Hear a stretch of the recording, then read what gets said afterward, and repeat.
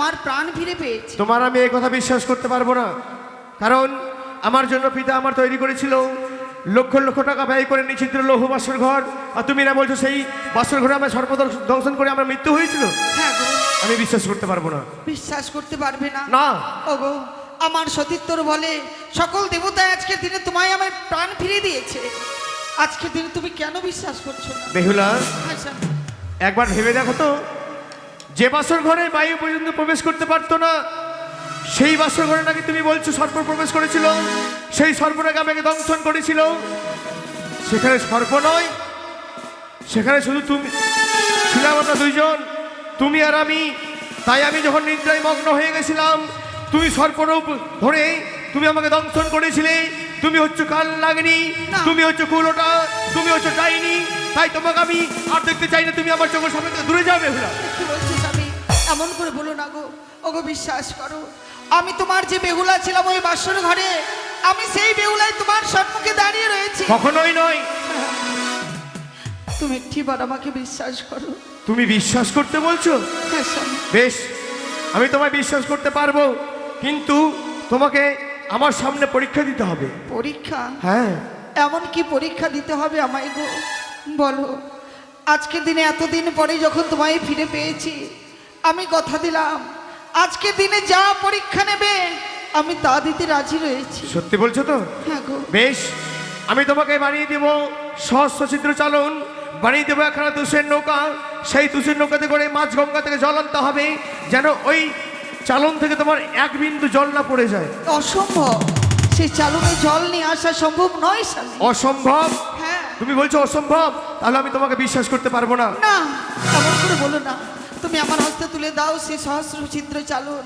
আমি কথা দিলাম তোমার পরীক্ষা দিতে আমি রাজি রয়েছি। রাজি রয়েছো? হ্যাঁ গো। বেশ, তাহলে এই মুহূর্তে আমি বানিয়ে দিয়েছি তুষের নৌকা, আর বানিয়ে দেবো এখানে সহস্রচিত্র চালন। সেই চালনে করে তুমি জল আনবে, কেমন? বেশ, তাই হবে।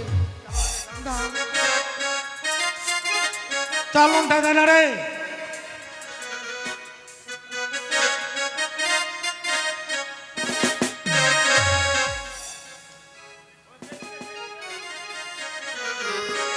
এই নাও।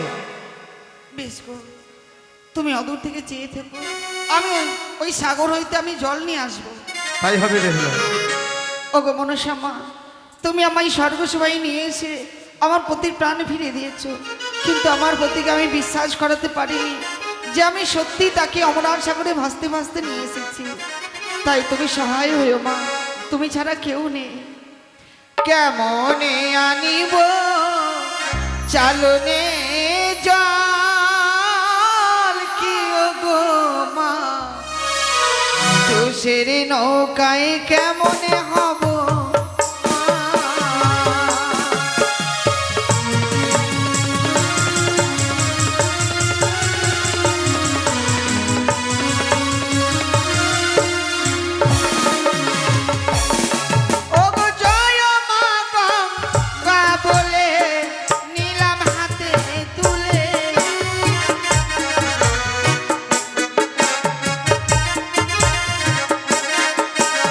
ধর্মরাজের নাম ধরি নিলাম মাথায় তুলি আমি।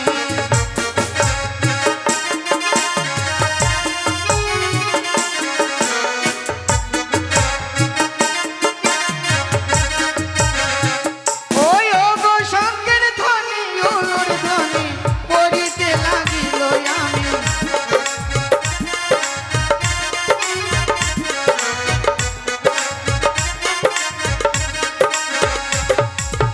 দাঁড়া বেহুলা, কেন গো? তুমি হয়তো ভুলে গেছো, কি? আমি তোমায় পূর্বেই বলেছিলাম তুমি গঙ্গা থেকে জল আনবে, কিন্তু এক বিন্দু জল যেন তোমার ওই চালন থেকে না পড়ে যায়। বলতে পারো বেহুলা, বলতে পারো তোমার ওই চালন থেকে কেন জল পড়েছে? এ হচ্ছে অসৎ চিহ্ন গো। যেদিন আমি তোমায় নিয়ে ভাসি, আমার মামা শ্বশুর ভুল বুঝে পথরোধ করে আমায় কটু কথা বলাতে এক বিন্দু জল পড়ে গেছে। তার মানে তুমি বলছো তোমার মামা শ্বশুরের পাপে সে জল পড়েছে? হ্যাঁ। বেশ, যদি তাই হয় তাহলে এবার এগিয়ে আসো। দাঁড়াও, এবার বলতে পারো দ্বিতীয়বার তোমার ওই চালন থেকে কেন জল পড়েছে? যেদিন তোমায় নিয়ে আসি সেই দিন গদাবীর বলে এক বীর ছিল। গদাবীর? সে আমায় বিবাহ করতে চেয়েছিল বলে সেই এক বিন্দু পাপে ভূমিতে জল পড়ে গেছে। তাই বুঝি? হ্যাঁ গো। বেশ, তাহলে এবারে গিয়ে আসো। বেশ। দাঁড়াও বেহুলা, বলো। তোমার আমি এক এক করে 3 বার জল পড়েছে ওই চালন থেকেই। তুমি আমায় মিথ্যা কথা বলেছো, এবার বলতে পারো ওই চালনের জল কিসের কারণে পড়েছে? ওগো স্বামী, এই চালনের জল পড়েছে ধনামনা ডাকাত আমায় পথরোধ করেছিল, তারা আমায় বিবাহ করতে চেয়েছিল। বাহ বাহ বেহুলা বাহ, তুমি আমায় একখানা গল্প শুনিয়ে দিলেই আর তোমার গল্পে আমি বিশ্বাস করে নেব? স্বামী, তোমাকে আমি বিশ্বাস করতে পারবো না। না। তুমি হচ্ছে ডাইনি, তুমি কাল লাগনি, তুমি পিচাসিনী, তোমাকে আমি দেখতে চাই না, তাই তুমি আমার সঙ্গে দূরে যাও। বদনে ফিরা, বদনে ফিরা,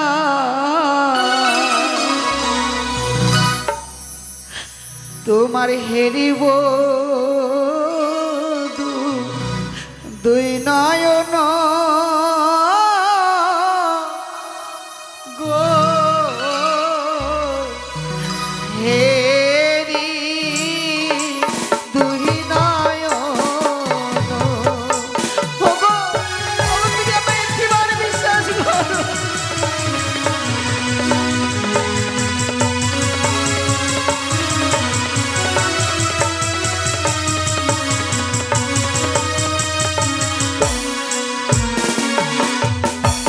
যতই মারো প্রাণনাথ, দুঃখ নায়ক তোরে গো, দুঃখ নায়ক তোরে। তোমার দুঃখ থাকবে কেন? তুমি তো মিথ্যাবাদী, না, তুমি আমায় খেয়েছিলে। না স্বামী, ওগো তুমি বিশ্বাস করো। তুমি যতক্ষণ পর্যন্ত তোমার সামনে দূরে না যাবে আমি শান্তি পাবো না বেহুলা। ছয় মাস ছয় দিন আমি ভাসি লাম সাগরে গো, ভাসি লাম সাগরে। ওগো, আমায় ফিরিয়ে দিও না একটু।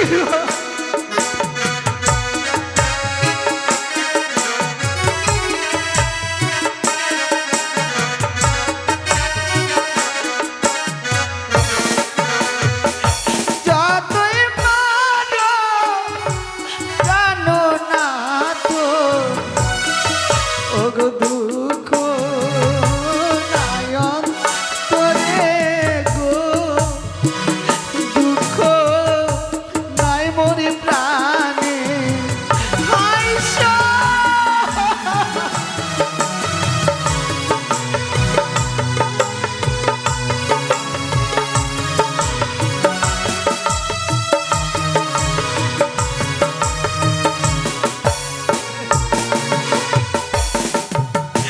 এত কষ্ট করবার পরেও তোমায় ফিরে পেয়ে আজ তোমার চরণে পেলাম না আমি গো, আমি এত হতভাগী নারী। ওগো, বলো আমায় কি করলে তুমি আমায় বিশ্বাস বেহুলা। করবে? তোমার অভিনয় দেখে আমি সত্যি মুগ্ধ হয়ে যাচ্ছি। তুমি যে এত সুন্দর অভিনয় করতে পারো সে তো আমার জানা ছিল না। যে মা জননী আমাকে ছাড়া এক বিন্দু সময় একা থাকতো না, স্বামী, সেই মা জননীর কাছ থেকে তুমি আমায় কেড়ে নিয়ে এসেছো। না, তুমি একখানা নারী হয়ে নারীর বেদনা বোঝনি, তোমার লজ্জা লাগে না? ওগো, আর কত তিরস্কার করবে আমায়? বিশ্বাস করো, আমি সকলকে কথা দিয়ে এসেছি। আমি বলেছি ওগো, আমায় বিদায় দাও, আমার স্বামীর প্রাণ ফিরিয়ে নিয়ে আসবো। না, তুমি অভিনয়খানা ভালোই সাজিয়েছো, তবে শোনো, বলো। তোমাকে আমি বিশ্বাস করব, বিশ্বাস করবে? হ্যাঁ। বলো গো, আমায় কি করলে বিশ্বাস করবে বলো? প্রথম পরীক্ষা দিয়েছি তোমাকে, হ্যাঁ, তুমি সেই পরীক্ষায় উত্তীর্ণ হতে পারোনি। দ্বিতীয় পরীক্ষা দেব, আরো পরীক্ষা নেবে সেই আমার পরীক্ষায় কাছে? যদি তুমি উত্তীর্ণ হতে পারো তাহলে আমি তোমাকে আমার অর্ধাঙ্গিনী বলে মেনে নেব, নচেত আমার চোখের সামনে তোমাকে দূর হয়ে যেতে হবে। বেশ, বলো আমায় কি পরীক্ষা দিতে হবে বলো স্বামী। তুমি পরীক্ষা দেবে? আমি কথা দিলাম স্বামীর জন্য আমি প্রাণ বিসর্জন করতে পারি। বলো কি পরীক্ষা নেবে তুমি? বাহ, বেশ, যখন তুমি আমার জন্য তোমার প্রাণটুকু বিসর্জন করতে পারো তাহলে আমি তোমায় তোমার সামনে জ্বালিয়ে দিব চন্দন কাষ্ঠ দিয়ে অগ্নিকুণ্ড। সেই অগ্নিকুণ্ডে তোমায় ঝাম্প দিতে হবে যেন তোমার শরীরে এক বিন্দু আচর না আসে। আর যদি বা আচর আসে আমি তোমাকে কখনোই আমার অর্ধাঙ্গিনী বলে মেনে নিতে পারবো না। না, যে অগ্নির মাঝে একটি বার কারো প্রাণকে বিসর্জন করে দিলে আর ফিরে আসতে পারে না, যে অগ্নির মাঝে দেহকে দাহন করতে করা হয়, সে অগ্নির মাঝে আমার পরীক্ষা নিতে চেয়েও না গো। আমি আর ফিরে আসতে পারবো না। যদি পরীক্ষা না দেবে তাহলে এই মুহূর্তে তুমি আমার চোখের সামনে থেকে দূরে হয়ে যাও। না আমি তোমার মুখ দর্শন করতে চাই না বেহুলা। না সবিতা, এমন করে বলো না। আজকের দিনে যখন তোমার এই ইচ্ছা, আমি কথা দিলাম গো, এই স্বর্গ সভায় তোমাকে আমি এই অগ্নি পরীক্ষা দেব। দাও, তুমি সুন্দর করে আমার জন্য চিতা সাজিয়ে দাও। দাও স্বামী, তুমি পরীক্ষা দেবে? আমি দেব গো। আশ্চর্য, বেশ, বিলম্ব করব না। তুমি যখন পরীক্ষা দেবে তাহলে দেখো তোমার সামনে জ্বলছে দাও দাও করে অগ্নিকুণ্ড। সেই অগ্নিকুণ্ডে তুমি ঝম্প দাও বেহুলা। বেশ দেখবে যেন কোনো আচরণ না লাগে। বেশ, তাই হবে। ওগো ওগো 33 কোটি দেবগণ সকলেই দর্শন করো। আমি কত ভাগ্যবতী নারী জন্ম নিয়েছি, স্বামীর সম্মুখে অগ্নিতে আমার এই দেহকে বিসর্জন করতে হবে। এমন ভাগ্য কোন নারীর আছে বলো? ওগো পৃথিবীর মানুষ, তোমরা সকলে আশীর্বাদ করো যেন আজকের দিনে ওই অগ্নি থেকে যেন আর ফিরে না আসতে পারি। এই আশীর্বাদ করবে আমাকে। চিতার আগুন জ্বালিয়ে দিল, ও মুখে বলো হরি হরি গো। চিতার আগুন জ্বালিয়ে দিল,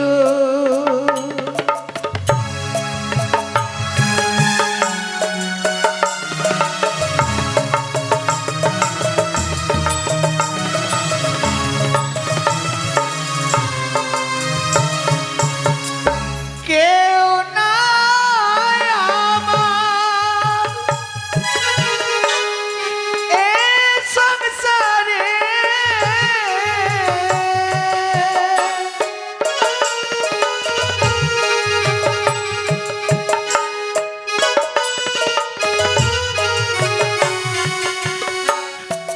কেউ নাই আমার এই সংসারে, কেউ নাই আমার আপন গো। ও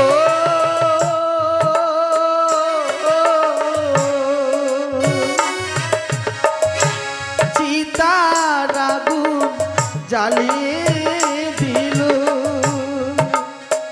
ও মুখে বলো হরি হরি গো।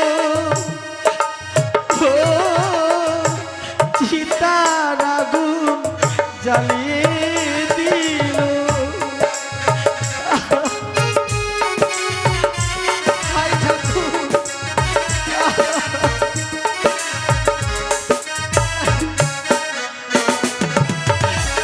ও সবে দেহ উলুন ধরি গো,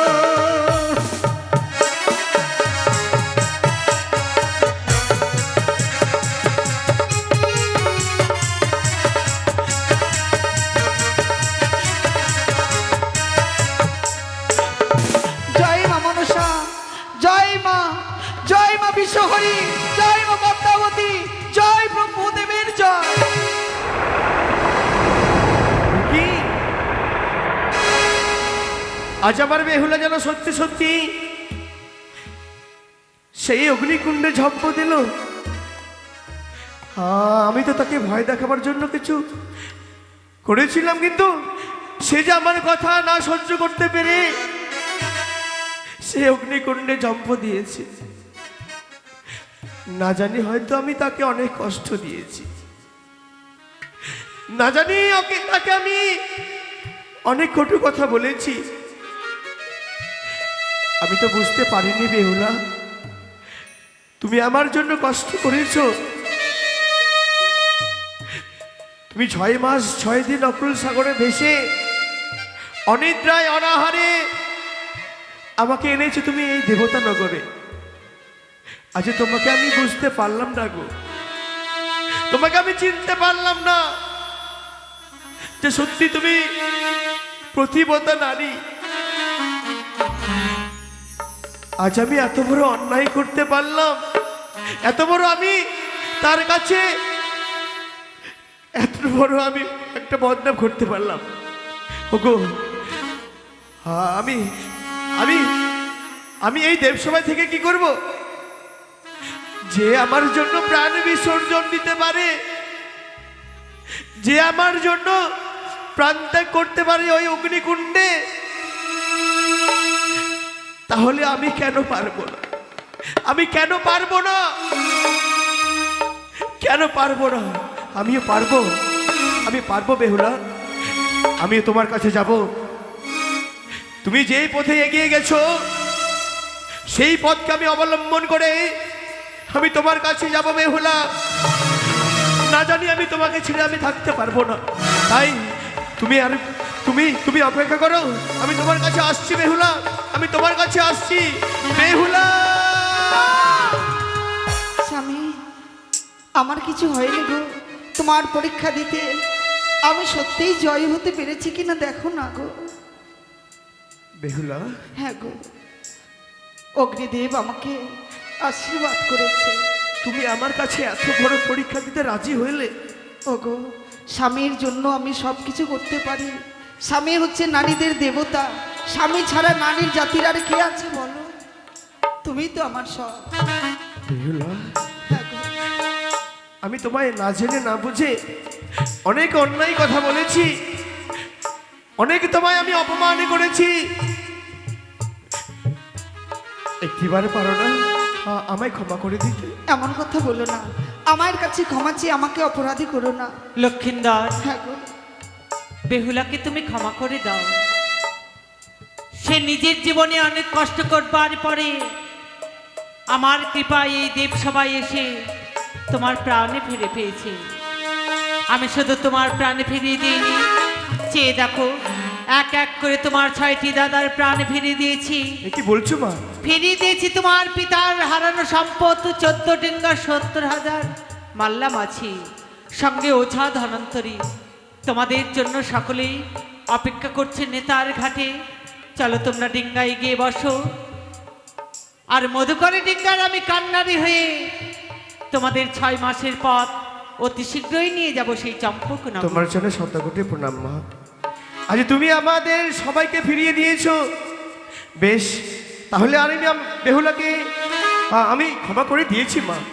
কথা দাও লক্ষিন্দর, গৃহে ফিরে যাবার পর তুমি কি পারবে না তোমার পিতার হস্তে আমার চরণে পুষ্পাঞ্জলি দাওয়াতে? মা, তুমি আজকে না চাইতে সবকিছু ফিরিয়ে দিয়েছো।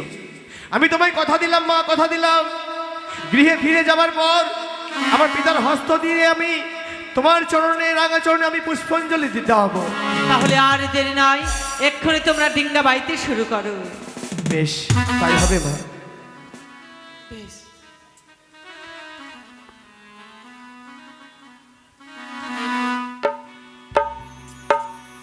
তবে যাই হোক,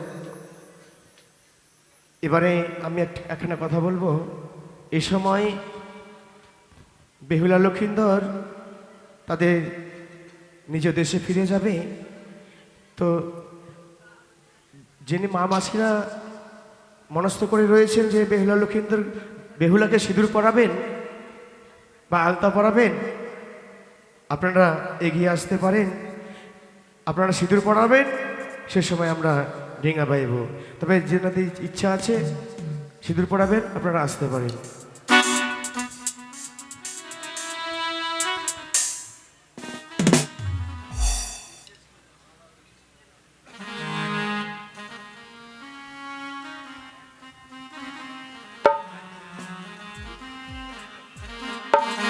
এই সময় বেহুলা লক্ষিন্দরকে স্পর্শ করে যাবেন, আপনাদের মঙ্গল হবে। ও ডিঙ্গা বাহ রে,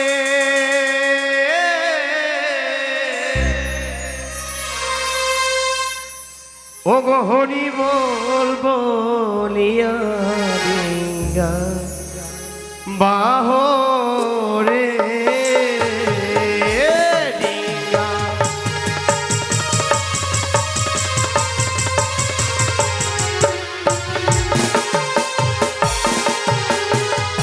নম গো মনসা দেবী মা, নম নারায়ণী ডিঙ্গা।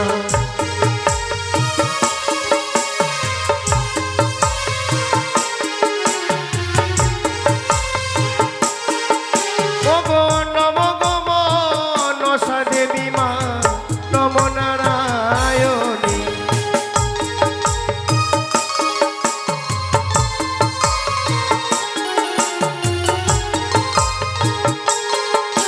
আবার যুগল চরণ তোমার মাগো, লটায়ে ধরণী।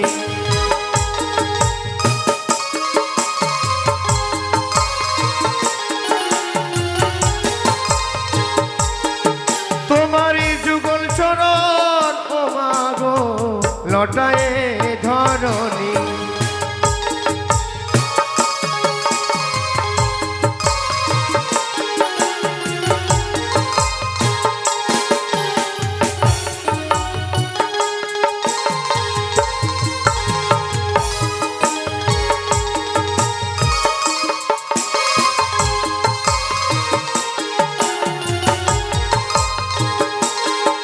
আবার ছাড়িল দেবে সবার মায়া, চলিতে লাগিল।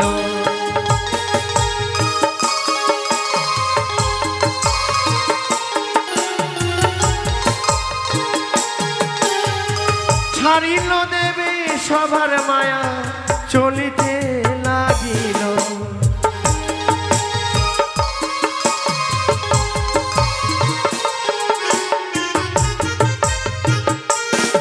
এবার নেতা মাসের ঘাটে দেখো উপনীত হলো।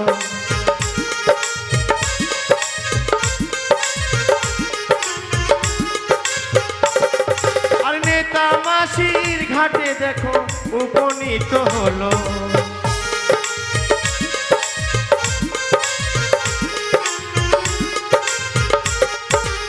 একে একে 14 ডিঙ্গা চলিতে লাগিল।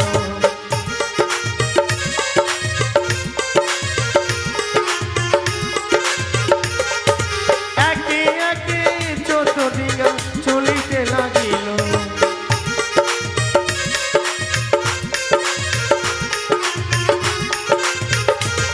এবার গোদাবীর বাঁকো ডিঙ্গা নয়নে হেরিল।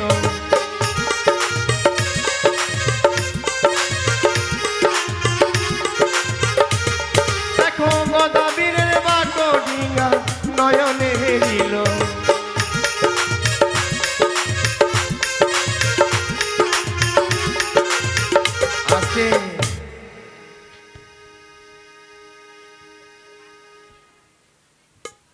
এই গোদাবীরের বাঁকে ডিঙ্গা উপনীত হয়েছে কেন? না ডিঙ্গা থমকে দাঁড়িয়েছে। কেন ডিঙ্গা থমকে দাঁড়িয়েছে?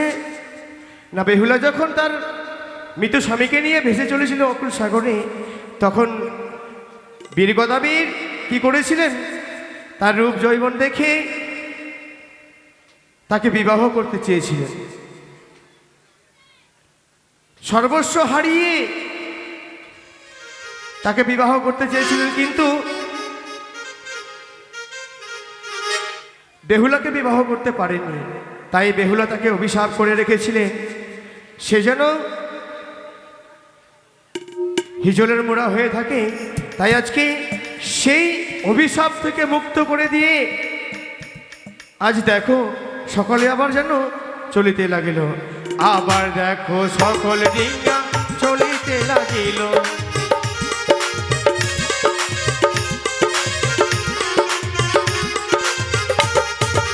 একে একে 14 ডিঙ্গা চলিতে লাগিল।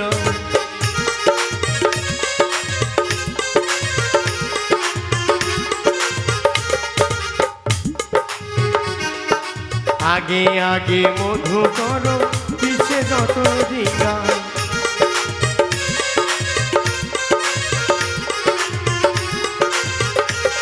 এবার সামনে আছে মামা শ্বশুর নয়নে হেরি।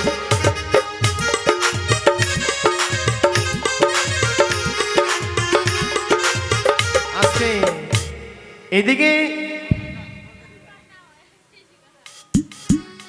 কি করেছেন ডিঙ্গা বার কাটলে রতন দাস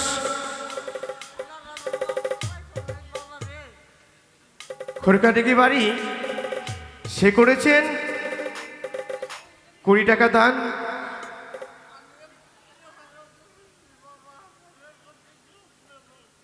না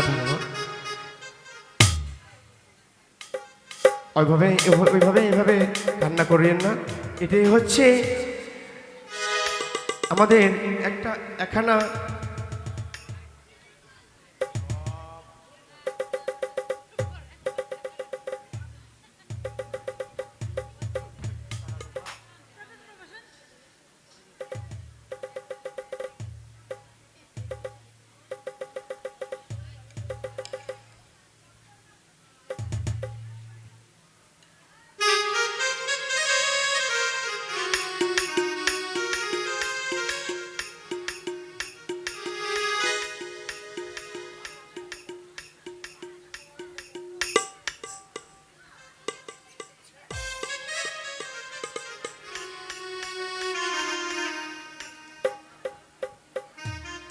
সামনে আছে মামা শ্বশুর নয়নে হেরিল।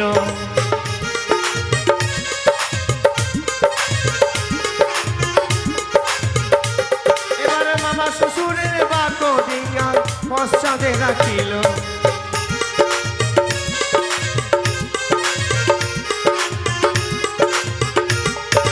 সামনে আছে 4 ভাই নয়নে হেরিল।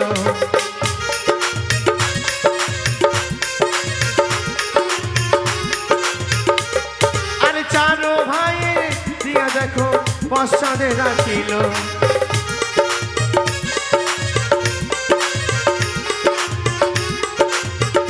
এবারে চাপাতলা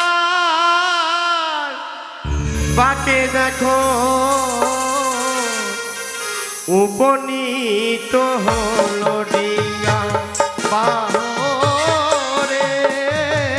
হরি বলবো লিয়া ডিঙ্গা বাহরে।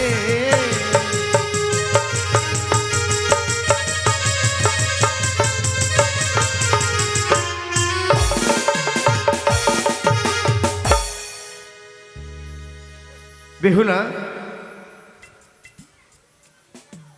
বলো গো। এই ঘাটের মাঝে তুমি সকল ডিঙ্গাকে দাঁড় করিয়েছ কেন বলো তো?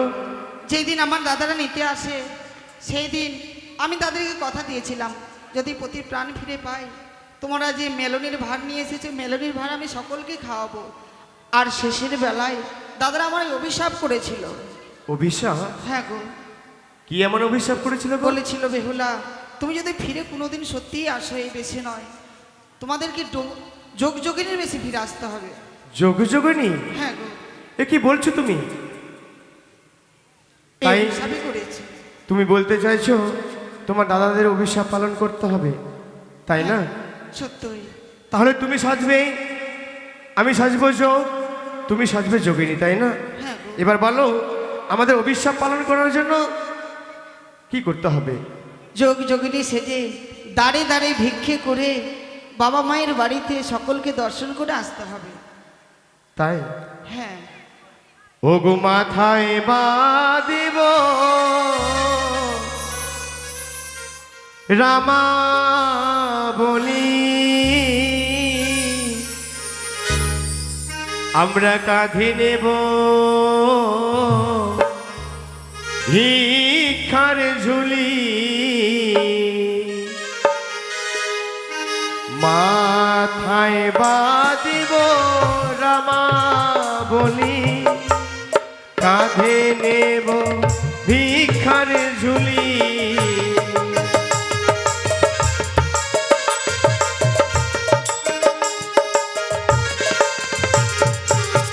জয় রাধে শ্রী রাধে বলে বেড়াইব দারে দারে।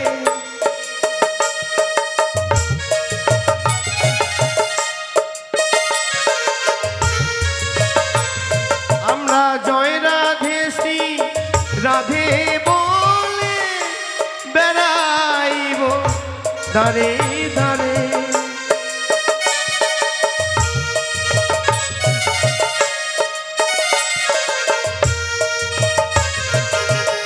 আজ কত সুন্দর বস্ত্রের মধ্যে শ্রেষ্ঠ বস্ত্র গো। আমরা সকলেই যত দামি দামি বস্ত্র পরি, সেই বস্ত্রের মধ্যে শ্রেষ্ঠ বস্ত্র হচ্ছে এই রামাবলী। তাই আজকে রামাবলী আমাদেরকে দান করেছেন। আমরা চাইব, আমাদের তো দেওয়ার কিছু নেই, তাই চাইব মা মনসার কাছ থেকে তার সংসার যেন সুখময় হয়, সে যেন ভালোভাবে থাকতে পারে।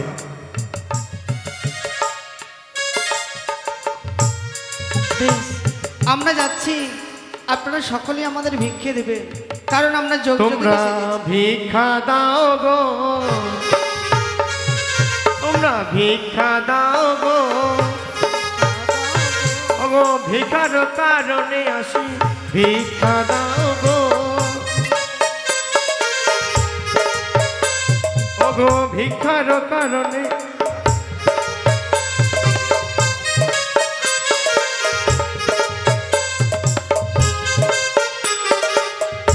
আবার দেখো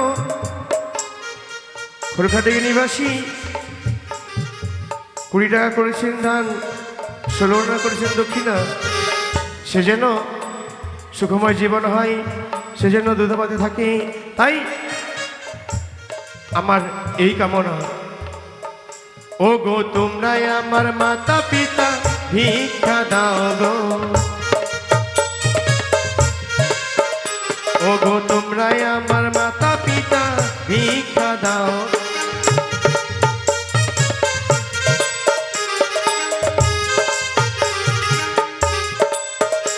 ও গো ভিক্ষা দাও গো,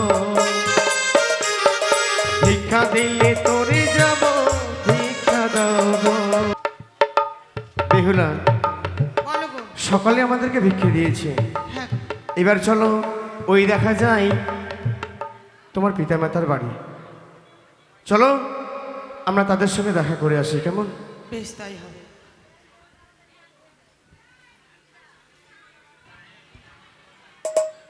বেহুলা, বলো গো। তোমার পিতামাতার সঙ্গে দর্শন হয়েছে, হ্যাঁ, এবার চলো আমরা যাব আমাদের গুঞ্জুরিয়ার ঘাটে, কেমন? চলো চলো। ও ডিঙ্গা নদিয়া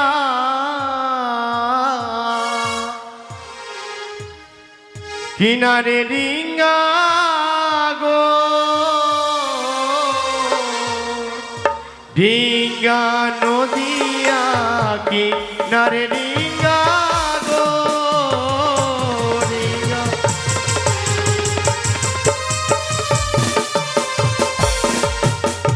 আবার দেখো 14 ডিঙ্গা চলিতে লাগিল ডিঙ্গা,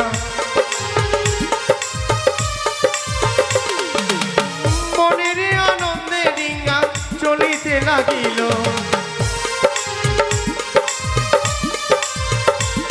আর আগে আগে মধু করো, পিছে যত ডিঙ্গা।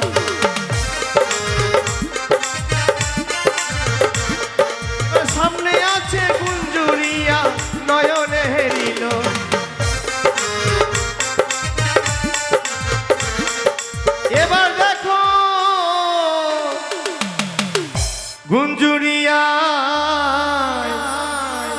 উপনীত হলো ডিঙ্গা নদিয়া কিনারে ডিঙ্গা গো ডিঙ্গা।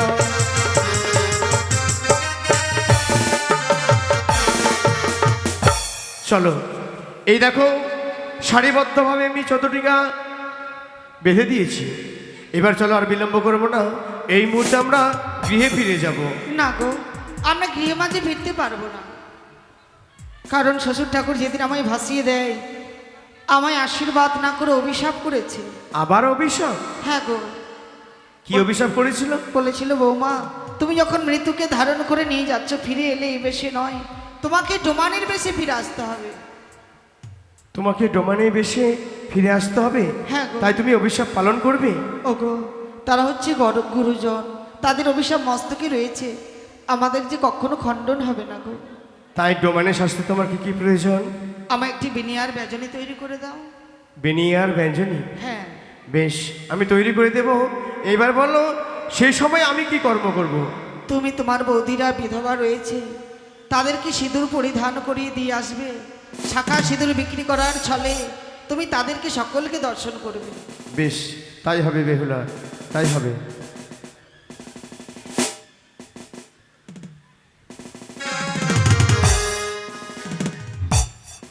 এই নাও